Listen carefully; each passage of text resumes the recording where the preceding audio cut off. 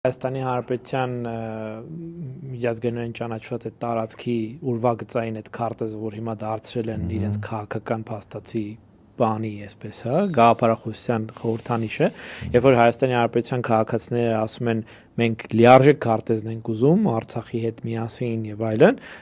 որ ասում են չհամարցակվեք այդ քարտեզին դիպչել, դա մեր գլխավոր սիմվոլն է, այդ միանգամից ես հիշում եմ այն, որ այս պայն այդ քարտեզի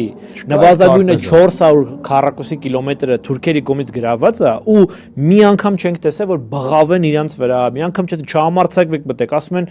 դες բան այլ այդ ձնապատ սարի համար հո չենք գնալու կռվենք, հո Սև լճի 30%-ի համար չենք կռվելու։ Օկուպացվածը միայն ձնապատ չի։ Իհարկե ձնապատ չէ, ասենք գյուղեր, գերեզմանոցներ, աղբյուրներ, Վարդենիսում եւ այլն գրավված է,